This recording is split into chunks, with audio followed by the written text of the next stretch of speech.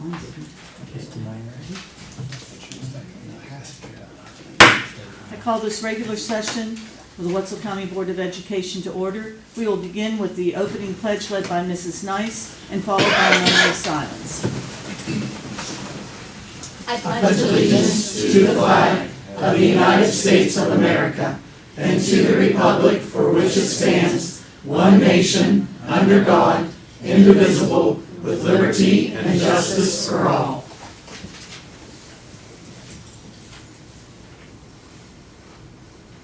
You may be seated.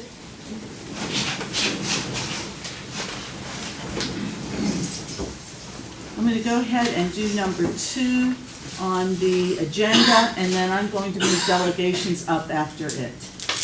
Okay? So number 2 is for consideration and possible, let me say before we go any further, we have 4 people here in person, and Mrs. Mitchell is on by phone tonight. Consideration and possible action to require a future vote of the board on a date to be determined in consultation with the West Virginia Department of Education to consider the termination of the current educational missions of Magnolia High School and Valley High School.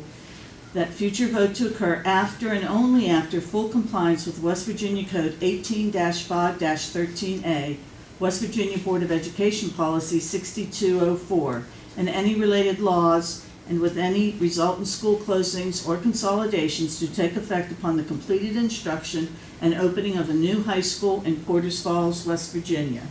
I move for approval. Is there a second? Second. It has been moved by Mrs. Fawner. It has been seconded by Mrs. Nice. Is there any discussion? Yeah, I'd like someone to explain it. Okay. We're going to put this as an agenda item. So I actually have here, Mr. McPherson has helped prepare this. What will happen, just like last year. So this is a vote to move forward with what we're doing with the construction of the new high school, and then moving forward to close Magnolia and Valley High School when the completed high school is constructed. And so this shows we still have hearings and votes and everything. Yes, we It's still just have to moving have along on the. closure hearings, and the timeline I just handed out shows to you how it will all roll out through the process to make sure we hit the relevant timelines. Actually took a similar vote on 9/6/2024 to move forward last year. It's been moved by Mrs. Fawner, seconded by Mrs. Nice. All those in favor say aye. Aye. Aye. Aye. Opposed? No. Motion carries 4-1. Mr. Glasscock opposed. Okay, so next we'll go ahead and do delegations. Before we have you speak, I just want to go over the delegation guidelines that we have to follow. Each person will have up to 3 minutes to speak. Board members are not allowed to respond to you. You have to present to us, not to the audience, but since it's not listed on the agenda, we're not allowed to speak to it now. That doesn't mean we can't take your information into consideration and move forward. All comments are to be made to us. Comments should not be of a personal nature, do not defame anyone. The board is not responsible for the speaker comments. The speakers are responsible for their comments. And the board president has the authority to maintain order at all meetings. So, our first person today to speak, and it'll have 3 minutes up on here, is going to be Regina Lemley on bus safety and concerns. Superintendent Porter and board members, I'm here on behalf of the bus drivers of Wetzel County to bring forward several concerns, issues that directly affect the ability to safely and effectively transport our students. We appreciate your time and attention. Some coaches, building staff, and students have shown a lack of trust and respect for the drivers. For example, we have requested student rosters for trips to ensure safety in the event of an accident. While some coaches comply, others do not, which puts students at risk. Building principals have placed new students on buses without proper approval. According to State Policy 4336, no new bus stops may be added unless approved by the head of transportation. This policy needs followed. When drivers need a half day off for personal appointments, we're required to take a full day off because of lack of substitutes. We don't believe that this is fair and would like to see adjustments made so that we are treated the same as other employees. County job postings remain vague with unclear responsibilities and locations. This issue has been raised before, but it's unsolved. Our shuttle contracts, we're 20 days into the school year, and yet none of us has received a contract. The current traffic flow at the tech center is backwards for loading and unloading children. The drivers must unload facing the entrance to prevent safety concerns of the drivers. We have had red lights ignored and cars go around us. So basically the redirection to drop off the kids. We also have an issue with parking for the drivers because of how many student and staff that are already have parking spots. So we're asking if we could look into possibly adding a few more parking spots on the far right side of the building. We have asked for laptops used or reconditioned to complete required monthly reports and other forms. This would improve efficiency and accuracy. We've also have strong safety records and have always been willing to adapt for the benefit of our students. Unfortunately, often we're portrayed as lazy and unwilling to help, which is far from the truth. Many of the solutions to transportation challenges as trips, field trips, other things, solutions are made by the drivers. With the driver shortage, we've also been directly affected. Our own children, grandchildren, nieces, nephews, they lose the opportunity of these trips too if we can't transport. We're committed to working with the staff to ensure students get where they need to be. Thank you very much.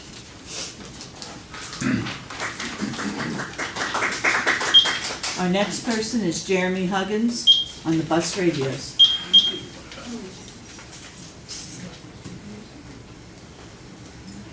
Not a public speaker, but good afternoon, board members, county office staff. The subject I chose to speak on is the county radio system. Most of you guys know that our county radios are our lifelines in case of emergencies, violent students, medical issues. Our schools many times will come across the radio and say, we have no phone, we have no internet. So that radio becomes their only lifeline too if they have a major incident. I understand that Mrs. Porter is trying to get a grant to get new radios for us and get help. But you need to understand that this has been going on for many years. I've been driving for 14 years and it's been a problem for 14 years. I was sideswiped the other day at the five-way light by a sand truck. I was in the middle of the Martinsville at the five-way light and could not get a hold of my director to tell her that I had been in an accident because people will not clear the radio waves for you when there's an emergency situation. Mrs. Porter has been quoted as saying that we need a lesson on etiquette on the radios. Well, I completely agree with her. It needs to be all the secretaries, the principals, all the bus drivers, and the county office staff. Because if a bus driver is sitting out there being sideswiped by a sand truck, and they're begging for the radio waves to be clear so they can talk about the emergency situation, and you have a school out in Hundred screaming on the radio as loud as they can about a student missed a stop. Well, I'm sorry, that's not an emergency. They could have waited. There needs to be a code word, something that you say on that radio that everybody else stops talking until the emergency situation is taken care of. And then they can come back on the radio with a student that missed a stop. That student's safe. They're still with their bus driver. They're safe. I'm sitting in the middle of Martinsville and can't get anybody on the radio to tell them that I've been hit by a truck and I need help. Because they're jibber-jabbering on the radio about stuff that's not important. Have a nice evening. Have a great weekend. I could have had a kid that had their arm cut off by that truck because they had the arm out the window. And I couldn't get a hold of anybody. And I was shaking, just like I'm shaking right now, because that is a big deal. And we need to fix it. Thank you. Thank you very much.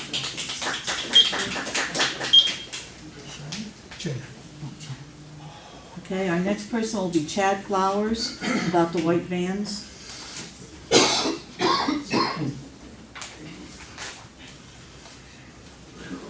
I have policy 4336 to give out.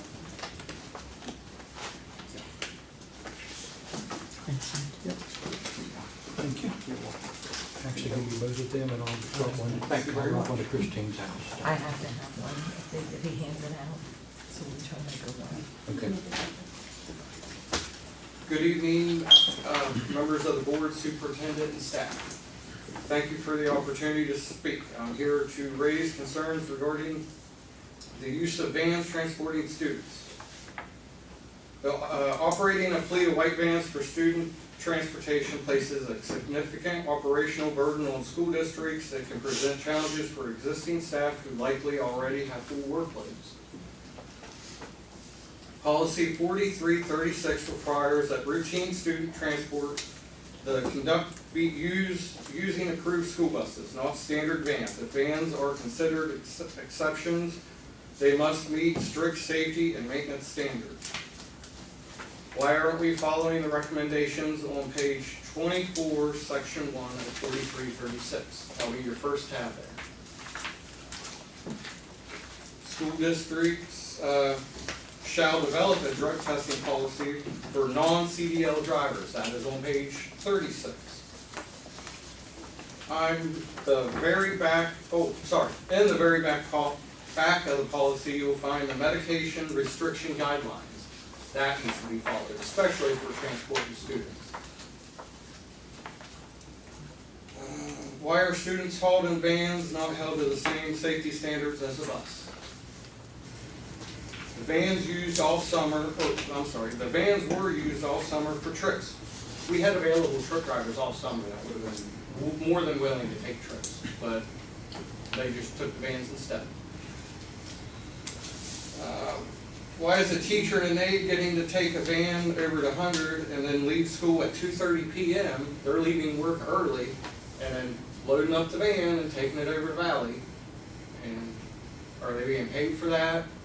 I'm assuming so. You know, that should go to a driver. And that's all I had. Thank you very much. Thank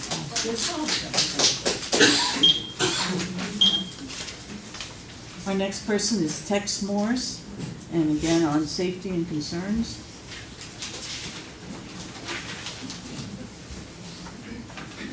Good evening, everyone.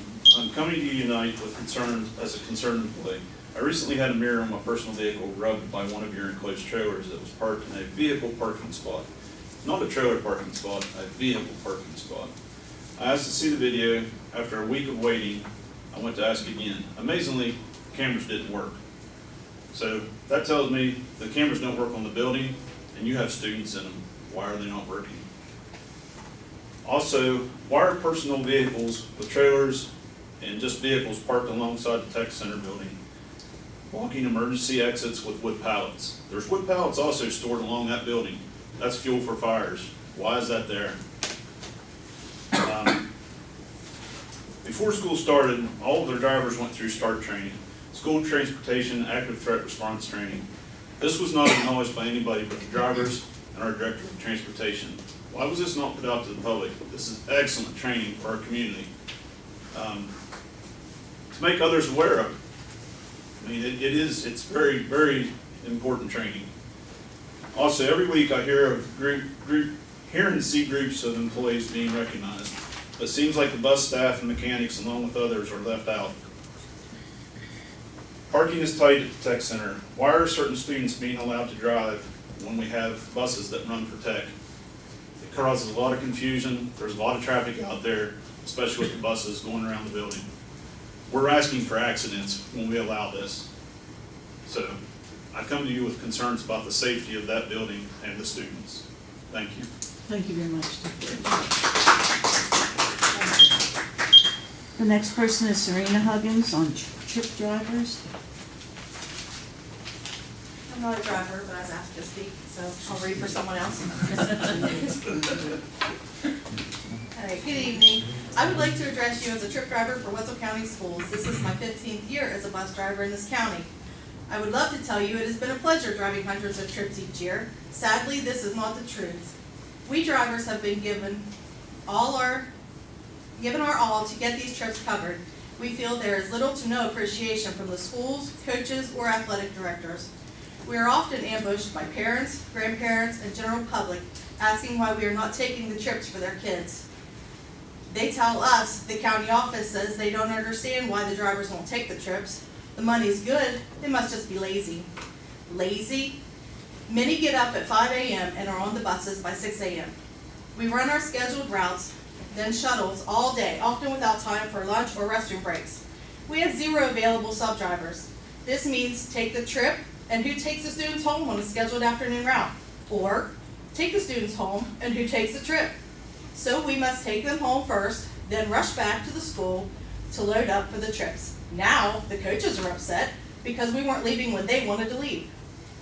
We drive to and stay for the activity, stop on the way home to feed the teams, continue home, clean up the snack crumbs, baggies, and drink containers, and finally go home. Often well after midnight. We might get 4 hours of sleep and do it all over again the next day. We have worked 18 hours on a Saturday and followed it up with 12 on a Sunday. We are tired. And the school year's only begun. We are tired of being yelled at. We're tired of running ourselves into the ground. We're tired of giving up our own family time and still being called lazy. We are doing everything we can. We are not robots. Even robots need time to recharge. Thank you. Thank you very much. As I said, we're not allowed to respond to it now, but we took the information in. But I do want to thank that every one of the speakers was very respectful and got your point across to us. So thank you very much. Yeah, if you don't want to stay for the whole meeting, you're welcome to leave, but you're welcome to stay.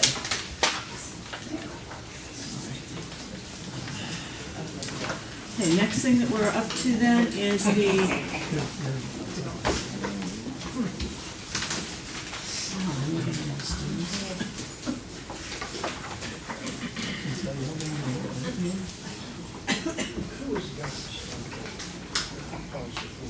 Okay, so next thing on the agenda is the superintendent's information update on the new school property.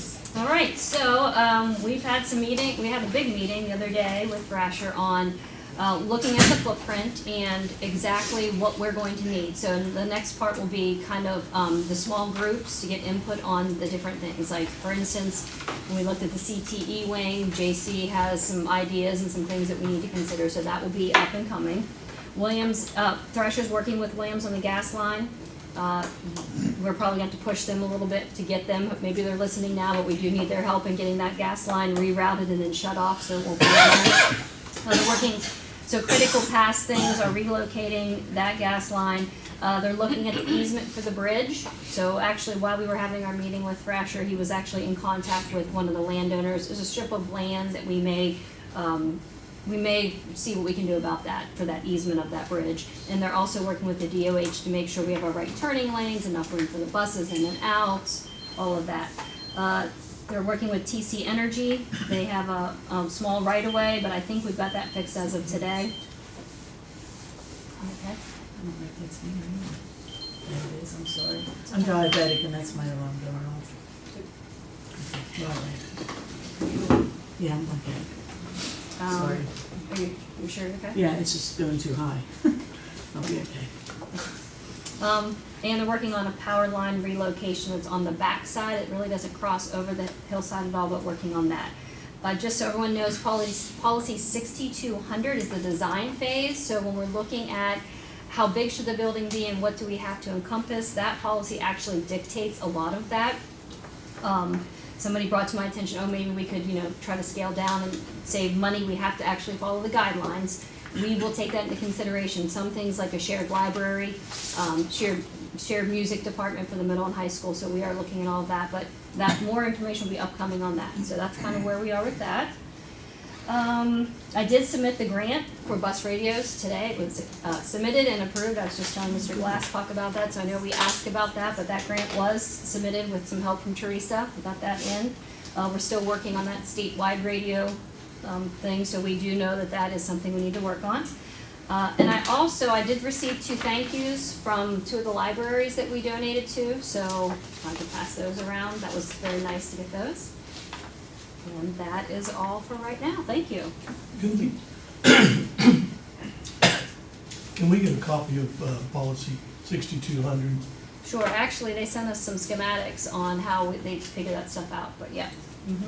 Just so if people that have heard that there's a policy about that will ask. And Yeah, that's the policy the state makes us, the guidelines that makes, like, what you have to have. Like, we actually have to have a distance learning room as part of this project, so something that we may have thought, oh, we're not going to need that, that is actually something that goes into the policy and the making of this, but sure. Okay, thank you. Okay, next thing on the agenda is, let's make sure I got that. Superintendent's recommendation. A, approval of minutes of the regular meeting of August 26, 2025. Do I have a motion for approval? So moved. It's been moved by Mr. Castro. Is there a second? Second. Seconded by Mr. Glasscock. Is there any discussion? All those in favor say aye. Aye. Aye. Opposed? Motion carries unanimously. Next, we move on to B, personnel matters, resignations, professional personnel, service personnel, and extracurricular. Do I have a motion for approval of superintendent's recommendations as outlined under the personnel matters? So moved. It's been moved by Mr. Castelo. Is there a second? Second. Seconded by Mrs. Nice. Any discussion? All those in favor say aye. Aye. Opposed? Motion carries unanimously. Okay, routine matters. Use of facilities, an out-of-state trip, approval request on the chaperones and volunteers for the school year from Hayden City Elementary. We need to strike that. I had sent an email. They had not ran all those people through the vector. Okay, so we'll, So, yes, I told her she needed to do that and then would resubmit. okay, But thank you. we're striking the whole entire, That whole Payne City. Yeah, Once she gets it finished, we'll put it back on, but Okay. she didn't have it completely finished when it's time. striking items. Yes. striking Yeah, the items. whole item C. Mhm. Okay, so other than that, motion for approval, superintendent's recommendations as outlined under routine matters. so moved. So moved by Mr. Glasscock. Is there a second? Second. Seconded by Mrs. Nice. All those in favor say aye. Aye. Aye. Opposed? Motion carries unanimously. Treasurer's report. First off, it's not an item that needs approval because he just approved it, but I want to welcome Matt Duke. Matt Duke has been an accountant for, 6 years here for Wetzel County Schools, and he's had a lot of responsibility over these years, and he'll do a good job as treasurer when I leave here at the end of the month. So I think you made a good Big choice. shoes to fill, but we've got faith. Thank you. But I'm asking for approval for payment of bills for the months of August, which you have in your packet. That's item A. Item B, I have no transfers or increase in the budget tonight for you. And then finally, item C and D is regarding to surplus property for the minerals. It's actually below 100 Heritage School. There's a well pad already under construction. It's about, honestly, it's closer to the school than I would like, but I don't think we have any choice in that. It's about a third of the mile from the school, up behind the school there. There's a company that's interested in purchasing not purchasing our minerals, but leasing our minerals. Okay. And we've done that with several old school lots across the area. I think we may have one under Valley High School as well. But the horizontal legs might not necessarily even go underneath of the school, but we're within that unit where they're asking they want to lease that. Well, we can't just lease it to them. We have to auction it off. So this is declaring the mineral surplus property like we've done before. And then it's also giving Mrs. Porter the authority for her or her designee, which would probably be me or Matt, to actually hold the auction, to advertise in the newspaper, and then hold the auction to see who's interested in purchasing those Leases. We are not selling it. No, we're not selling minerals. anything, we're not selling any property, we are just declaring the minerals surplus so that we can lease those lands. What's the access route to that property? I'm not sure. I've been in contact with Rodney Parsons, who's been, he's sent me a picture of the actual well pad site, but I haven't gotten into all the access. It wouldn't be through us. It's not up the street, No, the school, and then where the greenhouse used to be or anything, no, right? no, it's not. Okay. That's all our property behind there. They've not approached us to do anything on our property. There's gonna be no well pad on anywhere on our site. It would be off I site. just wondered because they had an incident out there, Mr. Couch was swimming around in the water that came down Oh, the hillside, yeah. off the hillside there. Yeah. We don't want him up there. Yeah. Okay, so for the treasurer's report, A, C, and D, do I have motion for approval? So moved. Moved by Mr. Castelo, is there a second? Second. Seconded by Mr. Glasscock, any further discussion? Okay, all those in favor say aye. Aye. Opposed? Motion carries unanimously. Next, board member committee reports. Have anything for 4-H, anything from Love-Tie? Nothing on radios at this point? I'll throw in right here, we did have school board training this past weekend. Some attended virtually, some attended in person, Friday and Saturday, and it was excellent. One thing that they mentioned when we were there was this book called How Not to Be a Terrible School Board Member. I bought 2 copies, I ordered it just came today, but I read most of it. I bought an extra, it's also good for superintendents. It was just hitting home, I was sitting there reading it going, oh my gosh, oh I've done that. No, it's divided into 4 sections, and it's all these things, examples of what board members have said or done, and then how could you have done it better with examples underneath. And then there's a section for superintendents on this is how you could help prevent so this wouldn't happen. So I'm still reading mine, but if somebody would like to read the extra copy, it's easy reading. It doesn't take long at all. So, thank you. I learned a lot already. Okay. Probably one of the most attention-getting things during the meeting was that there were apparently board members there that were disturbing by talking or whatever they were doing, the presentations and everything. And a gentleman from, I'm not sure what county, because Mrs. Funner and I were watching it virtually, so the cameras didn't catch everything until they finally turned the camera to him, and he just unloaded on people about disturbing the meeting and not being able to take in the information and everything. And they were impressed, I think. Oh, Mr. Glasscock was there. Well, that was the same gentleman that did it the last time. And personally, I think that he was a little bit out of kilter there, just a little bit. I understand there was some people talking, but I think he went overboard, my personal opinion. Okay, next, under other items, discussion policy 2322, West Virginia Support and Accountability, student performance, student outcomes, academic, students' achievement. Mr. Houston. I really just have a short talk tonight because you guys are going. Just mention that we've been doing our beginning year benchmarks, and they will finish up this Friday. And at the next board meeting, I'll have hopefully a lot of information to give you. This year was the first year that we benchmarked with a new tool called IXL, and we did that at grades 6 through 12. And the lower grades, they're continuing with iReady. But hopefully we'll have some good information for you next board meeting. Thank you very much. Mr. Kimball, Wetzel Tech Center. All right, right now we have 102 students that are enrolled there, which is up from, I think we had 87 last year. 56 from Magnolia, 14 from Valley, and 32 from Tyler. So we spread that through 8 programs plus the options program. So most of our classes are getting closer to capacity each day, which is good. We have 15 students who are there all day that take civics virtually through Magnolia, math, English, forensics, or entrepreneurship. So we were able to offer an elective for some of those all-day students, along with the thing we call Coyote Time. We got that for about 20 minutes before lunch, where we can have the counselor meet with them, do applications, fill out their parchment stuff, college entrance stuff, get ready for the SAT. So that's been a really neat thing that we've added for those kids that they may be missing at their homeschool, so we're trying to catch up on that. So yeah, we do have 15 kids that are there all day, and that's their home school.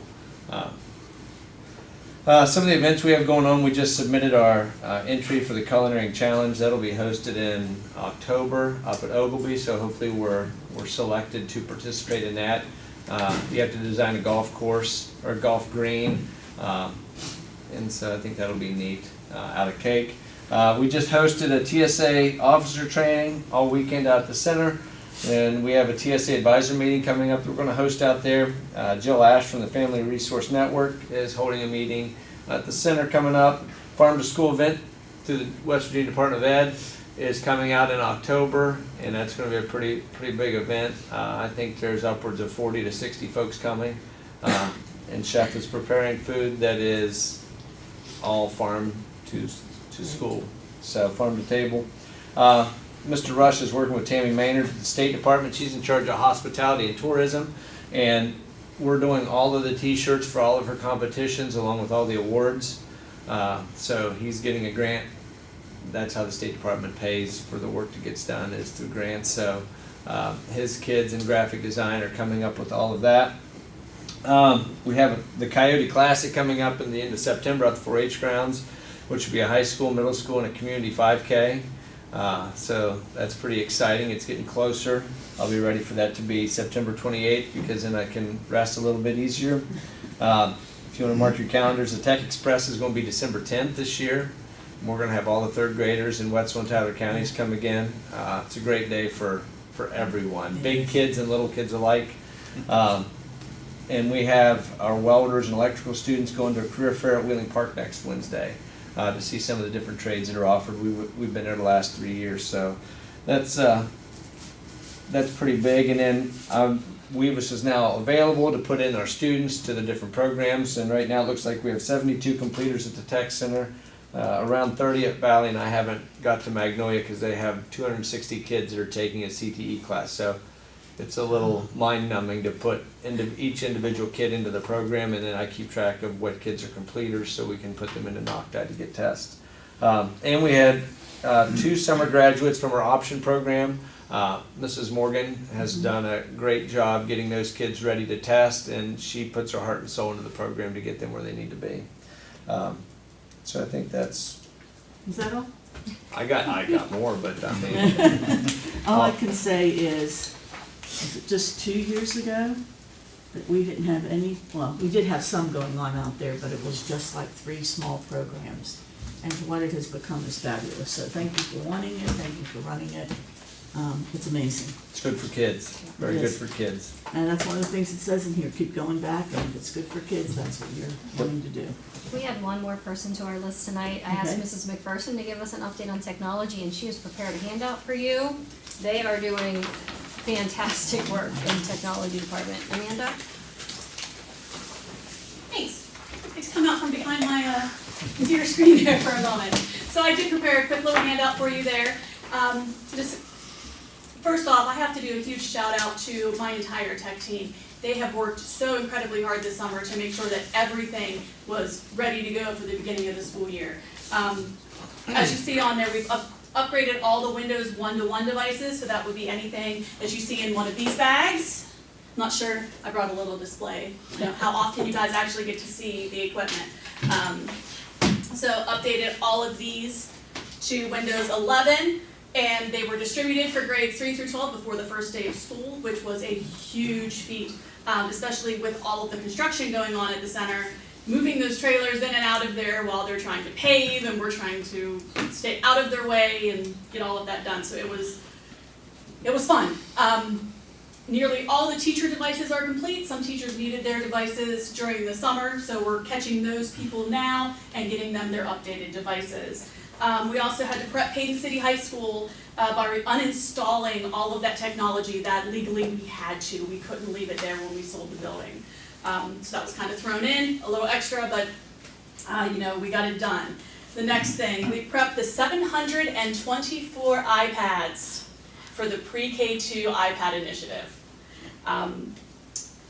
It's more than just, here's your iPad, go. There's installing and configuring caching servers, configuring the mobile device management. We don't just want to take these devices and toss them out there and have no idea where they go or where they end up. We want to make sure that we can track them and we can keep them up to date. Updating our wireless network connections to make sure that this device communicates with that one and that our teachers have an easy time making that happen. Prepping our charging carts for each classroom, so each classroom has their cart with the chargers in it, labeled, ready to go. Maintaining the spare devices. A new kid moves in. We had so many young students move in, and that's what we got the devices out, and immediately it was, I need another one, I need 2 more, I need 5 more. We needed, shifted here, there, everywhere. So being able to stay on top of all of that. Our TISs, got to give a huge shout out to them as well. They completed their Apple Teacher and their Apple Coaching certifications to go along with all of this. And once the behind the scenes stuff is done, you have to have a way for the kids to get on these devices. And they have worked so hard to make sure that all of that was in place, that when day one came, those carts were in those classrooms, they could pull them out, scan the code, get on, just hit the ground running, which is exactly what we wanted to do with this program.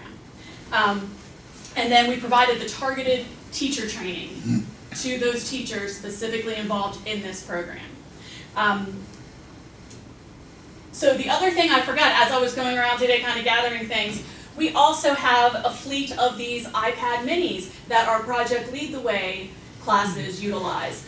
And I believe some Title I classes utilize them as well. So it was more than just the 724 new ones. We had these ones, which are pretty new from last year, that we also had to make sure that they were programmed ready to go for this year. So talking about the iPad initiative, I kind of think of it in phases. So what we just completed is what I called phase 1. So that's like the K2, brand new, let's get it out there to those classrooms, get the teachers trained, get those kids using them. Now we're continuing supporting that, but we're starting on phase 2, looking at what was already out there, gathering it back in, analyzing what we have. Are these devices able to be updated, to make sure security updates are in place?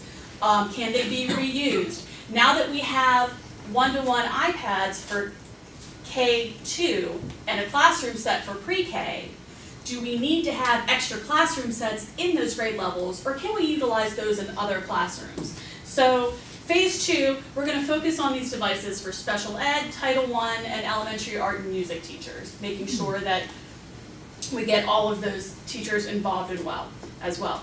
And then below I just have a couple of numbers, and I'm sure they're off because I just kind of threw some things together today. But the one I want to kind of point out was the very last one. Since our teachers have returned, so that's been a month and a week.